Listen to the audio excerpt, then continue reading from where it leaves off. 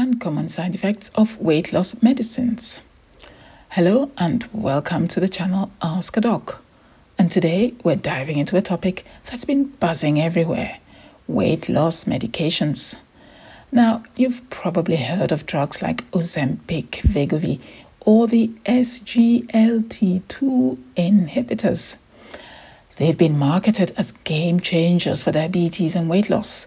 But here's the thing, like all medications, they come with side effects. Most are pretty manageable. Nausea, stomach upsets, that kind of thing.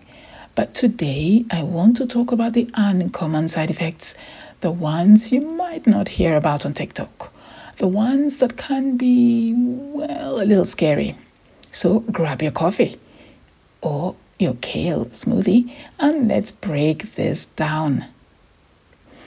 There are a few major classes of drugs that doctors prescribe for weight loss, often overlapping with diabetes treatment. The big ones are GLP-1 receptor agonists. This includes semaglutide, also known as Ozempic, and Wegovy. Now, the difference between Ozempic and Wegovy is just a matter of dosing. Wegovy has a higher dose than Ozempic, but it's basically the same substance. And then you have the SGLT2 inhibitors, drugs like Jardiance, Forxiga, Infocana. There are other medications for weight loss like phentermine or orlistat, but today we're mainly focusing on the first two since they've been in the spotlight recently. Now, these medications can be very effective, helping people lose significant weight and improving blood sugar. But as the saying goes, with great power comes great responsibility. Or in medicine, with great effectiveness comes the fine print on side effects. So let's start with Ozempic, because this one is huge right now. You can't scroll social media without someone talking about it. And that is, yes, the big story about Ozempic and the risk of vision loss. Did you know that rare cases of vision loss and even blindness have been reported with Ozempic? Let's unpack why. Ozempic works by mimicking a hormone called GLP-1, which helps regulate blood sugar and slows digestion. Great for weight loss. But here's a catch. When blood sugar improves too quickly, especially in people with diabetes, it can actually worsen a condition called diabetic retinopathy. This is a well-known complication of diabetes where there is damage to the blood vessels in the retina, the back of the eye, the part that senses light.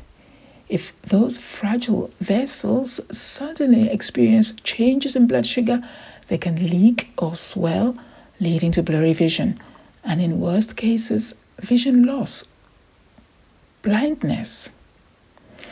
This doesn't happen to everyone, of course. It's uncommon, and that's the point. But it's been significant enough that the FDA in America, the Food and Drugs Administration, and ophthalmology groups have flagged it. So, does Ozempic directly cause blindness? Not exactly. The problem is more about rapid changes in blood sugar levels. Think of it like shaking up a soda bottle and then opening it.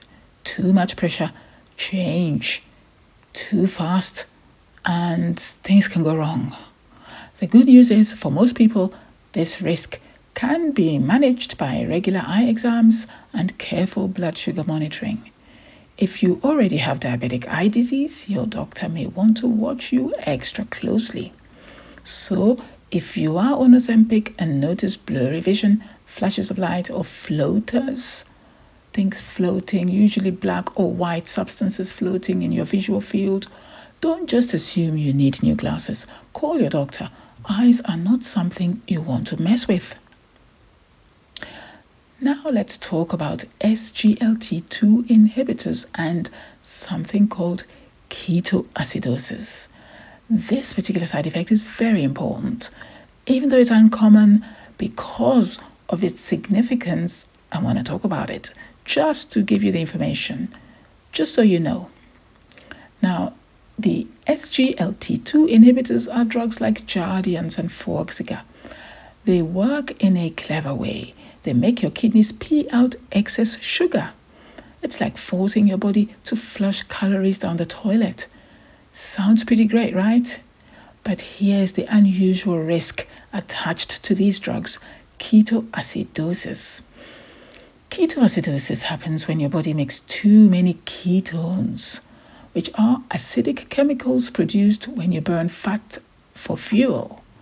Normally, ketones rise a little when you're fasting or on a keto diet. But in ketoacidosis, they shoot up so high that your blood becomes acidic. That's dangerous. We are talking nausea, vomiting, abdominal pain, confusion, shortness of breath, and if left untreated, it can be life-threatening. Here's the tricky part. SGLT2 inhibitors can cause what's called euglycemic diabetic ketoacidosis. That means that the patient's blood sugar might look normal, unlike typical diabetic ketoacidosis where blood sugar is sky high.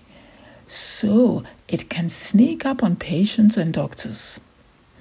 That's why this side effect, while very rare, is so concerning. You can look fine on paper, but actually be in trouble. You can turn up to the ER, and your blood sugar might be measured if you mention your symptoms, the ones I've talked about just 5 minutes ago, and your sugar might look normal. So, what's happening here? Basically, it's like your body's doing keto, but instead of losing a couple of pounds, it's threatening to check you into the ER. Not a fun trade-off. The key warning signs, and I repeat, are nausea, vomiting, stomach pain, and rapid breathing. This rapid breathing is very, very, very specific. And it has a name which any doctor would recognize. It's called Kussmaul's breathing. Because it's so important, I shall divert myself a little bit here and talk a little bit more about Kussmaul breathing or Kussmaul respiration. Kussmaul. Now, in diabetic ketoacidosis, blood sugar is of course very high, and the body can't use glucose properly due to lack of insulin. Instead, fat gets broken down for energy, which produces ketones. Are you with me so far? Ketones are acidic, so they make the blood dangerously acidic, something we call metabolic acidosis. How does the body try to compensate for this? Well, it's very simple. The body tries to get rid of this extra acid by rapid, deep breathing, and this is what's called Kussmaul's respiration. It's the body's way of blowing off extra carbon dioxide to reduce acidity in the blood. The patient often looks like they're air hungry, taking big labored breaths. This is a classic sign of severe diabetic ketoacidosis and indicates that the acidosis is significant. The patient will also have nausea, vomiting, and an abdominal pain, confusion or drowsiness, and this can very quickly lead to coma. They're obviously dehydrated, they have dry mouth, sunken eyes, and they may have a particular fruity smelling breath which comes from the acetone, comes from the ketones. So this is a red flag. This is why I say any doctor, I hope anyway, would recognize this as a bad sign, this kind of rapid, deep breathing. So let's get back to our ketoacidosis from SGLT2 inhibitors. If you are on these medications and you feel sick, you have these symptoms I've described, you're fasting, or you just had surgery, get medical help right away. Here's another thing that doesn't get talked about much. If you're taking these medications for diabetes, not necessarily for weight loss, and your blood sugar is still relatively hard to control, your blood sugars just aren't coming down, your doctor might have to check for other hidden issues. One of these is hypercortisolemia. Basically, when your body makes too much cortisol, you may know this one, the stress hormone, in a condition called Cushing's syndrome or Cushing's disease. This high cortisol can make your blood sugar stay high no matter what you do. And it can even cause weight gain. And for sure, high blood pressure and easy bruising and so many other symptoms. So, if your diabetes feels impossible to manage despite using powerful drugs like Ozempic or an SGLT2 inhibitor, it's worth asking your doctor if extra testing is needed. They might think to do that anyway, without your help. Sometimes the problem isn't just the diabetes, it's another hormone pulling the strings from behind the scenes. Now let's move on to other uncommon side effects worth knowing. So we've talked about the two big ones, but still, even these two big ones, we don't hear about too often, right? However, there are other uncommon side effects of weight loss medications. For example, did you know that the risk of gallstones is increased with GLP-1 agonists? Yes, your Ozempic and Wegovy, they can cause, or they are associated with, that's a better term, with gallstones. That's because it's the rapid weight loss itself, not just a drug, which can increase your risk of gallstones.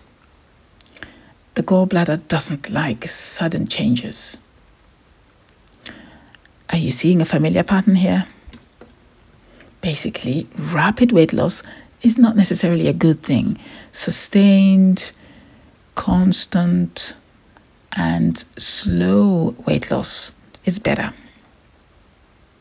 Just saying. Pancreatitis. Again, this has been reported with GLP-1 drugs, Wegovy and Ozempic, and the tablet version of these medications called Rybelsus. If you get severe stomach pain radiating to your back, that's a red flag.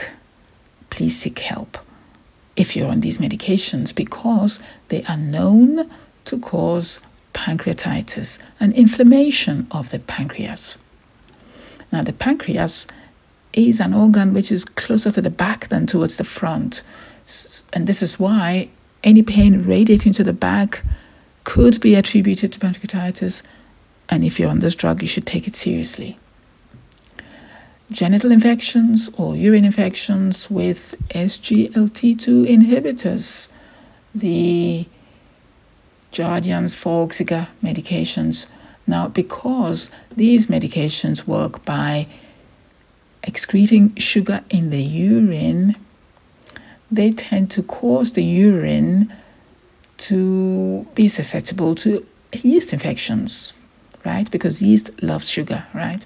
So the increased risk of urine infections, sometimes also genital tract infections, just because it's geographically in more or less the same place, is attributed to these medications. It's definitely not a dangerous side effect, but we can all agree it's uncomfortable. And then another rare one, malabsorption with Orlistat. Now, Orlistat is a completely different category of weight loss medication. One of its downsides is well, let's just say oily stools and bathroom emergencies, because it causes what we call malabsorption of food. So when you eat, your food is not properly digested, especially of fats. So all the oil and the fat that you eat doesn't get broken down properly. It all comes out in the stool. So whilst the medication Orlistat is indeed effective, it's however not subtle. So just watch out for this particular side effect if you are on the medication Orlistat. So yes, every drug has its fine print, in inverted commas. It's not about scaring people. It's about being informed. Many people accept the side effects. They know about it, they look out for it, and they accept it because the medication provides them with their goal, which is to lose weight, because they've tried every other way of losing weight without success, right? So it's really about just knowing about it, and if you wish to tolerate the side effects, then all well and good, go for it. If, however, the side effect is unacceptable to you, then of course you have to seek other ways to lose weight other than the medication. Why do uncommon side effects matter? Now, here's why I wanted to make this video. A lot of people see these medications as quick fixes, right? Like a magic shot or a pill that solves their problem quickly. But they're still real medications, and real medications have side effects. When they're prescribed and monitored properly, they can be life-changing, of course. But if you don't know what to watch for, you could miss the early warning signs of something serious. Now, uncommon, usually, I'm choosing my words carefully here, denotes something that is actually more dangerous, right, than something that's more common. And this is why it's important to know about these uncommon and usually dangerous medications, because they're more dangerous. So it's good to be just informed so that if you hear about it, whether it's for yourself or for a loved one, you can at least ask questions the next time you visit your doctor. It's just about being informed. So here are the takeaways. If you know the warning signs, you're more protected. For Ozempic and other GLP-1 medications, sudden vision changes, be aware that this could lead to a particular issue with diabetic retinopathy or something very similar to it, which can cause visual loss. For SGLT2 medications, remember nausea, vomiting, abdominal pain, or trouble breathing, think about ketoacidosis. Always stay in touch with your doctor. Regular checkups, blood work, they aren't optional, they're part of the treatment. Don't suddenly stop the medications without medical advice. Because, and I mentioned this, remember the pattern, sudden or rapid changes in blood sugar, blood glucose levels can be dangerous. So this is why these medications, if you're going to stop them, need to be done carefully and usually gradually. Lifestyle still matters. Along with these medications, you can do other things to lose weight. That's the best option. These medications always work best when paired with healthy eating and exercise. So, are these medications dangerous? Not necessarily. For most people, the benefits far outweigh the risks, as I've just mentioned. But medicine isn't one size fits all. If you're thinking about starting or already on these medications, make sure you're not just chasing the number on the scale. Pay attention to your body, ask questions, and be proactive about your health. That way, you get a benefit without the scary surprises. Thanks for watching or listening. If you found this helpful, hit the like button and subscribe for more deep dives into health and medicine, which is my passion. And let me know in the comments what medical side effects have surprised you the most. For these weight loss medications, of course, but for any medication. Don't hesitate to get in touch if you have questions. Go on, Askadoc.